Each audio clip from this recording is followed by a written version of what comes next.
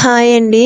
సంపింగ్ పూలు నిజంగా పువ్వులు అనుకోకండి. ఇదొక వంటకం పేరు. మా సైడ్ వీటిని ఇలాగే పిలుస్తారు.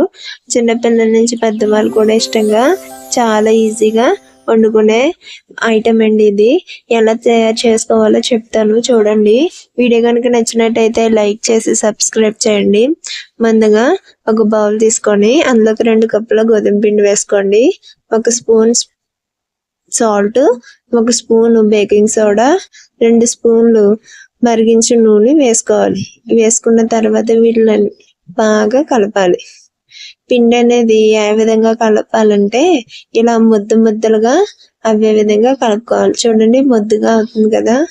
ఇప్పుడు అందులోకి మరిగించిన నీరుని నేను యాడ్ చేసుకుంటున్నాను. మీరు కావాలితే ఆ నీటిలోకి షుగర్ కానీ బెల్లం కానీ యాడ్ చేసుకొని వేసుకోవచ్చు. నేను ఓన్లీ షుగర్ అనేది స్కిప్ చేస్తాను. ఇది మనం పూరి పిండి ఎలా కలుపుకుంటాం ఐడియా ఉంది కదా, అలా కలుపుకోవాలి. నేను సపోర్ట్ కోసం కాళ్ళతో బౌల్ గట్టిగా పెట్టుకొని పిండి కలుపుతున్నాను. నాకు సపోర్ట్ దొరక ఇది పిండి అనేది రెడీ అయిపోయింది. ఒక 5 నిమిషాల పాటు దీన్ని పక్కన ఉంచుకోవాలి. పక్కన ఉంచుకొని మన సైజుకి తగ్గట్టు చిన్న ఉండలు అనేవి చేసుకోవాలి.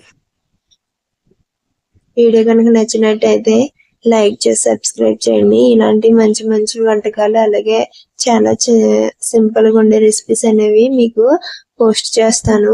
వీడియోని తప్పకుండా సబ్స్క్రైబ్ చేసి మీ ఫ్రెండ్స్ అండ్ ఫ్యామిలీ మెంబర్స్ కి షేర్ చేయండి. ఇప్పుడు వంటలుగా చేసుకున్నాం కదా, అందులోని ఒక వంట తీసుకొని మనం పూరిలా నలుపుకోవాలి.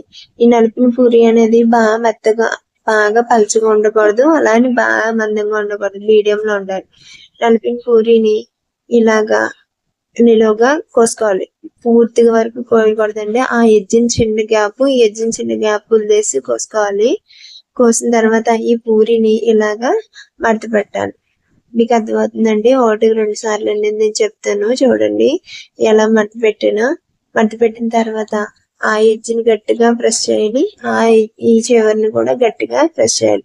మీకు కావాలితే కట్ చేసుకోవచ్చు, నేనైతే కట్ చేయట్లేదు. ఇలాగా మొత్తం అన్నిటిని కూడా ప్రిపేర్ చేసుకోవాలి. మా ఊరు కూడా తయారు చేసేస్తున్నారు చూసారా.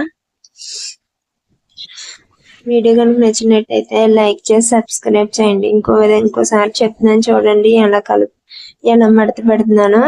అలాగే ఇలాగే మొత్తం అన్నిటిని కూడా మనం ప్రిపేర్ చేసుకోవాలి. అన్ని ప్రిపేర్ చేసుకున్న తర్వాత డీప్ ఫ్రై చేసుకుంటే మంచిదండి. నేనైతే మొత్తం అన్ని ప్రిపేర్ చేసుకున్నాను. ఇప్పుడు స్టవ్ మీద కడాయి పెట్టుకొని అందులోకి డీప్ ఫ్రై సరిపడినంత ఆయిల్ వేసుకోవాలి. ఆయిల్ హీట్ అయిందో లేదో చెక్ చేస్తున్నాను. ఆయిల్ అనేది హీట్ అయింది. ఇప్పుడు మనం ముందుగా సిద్ధం చేసుకున్న ఈ సంపింగ్ పువ్వుల్ని ఒకదాని తర్వాత ఒకటి స్లోగా నెమ్మదిగా వేసుకోవాలి. నూనె మీద జారి తోలుతుందండి. వేసుకునేటప్పుడు జాగ్రత్త వహించండి. ఇవి లేత బ్రౌన్ కలర్ వచ్చేంత వరకు డీప్ ఫ్రై చేసుకోవాలి. బాగా ఫ్రై అయిపోతే అసలు రుచిగా ఉండవండి. జస్ట్ లైట్ గా చూసండి ఏ కలర్ లో బ్రౌన్ చేంజ్ అయిందో ఈ కలర్ లో చేంజ్ అయితే చాలండి. ఇలా మొత్తం అన్నిటిని మనం డీప్ ఫ్రై చేసుకోవాలి.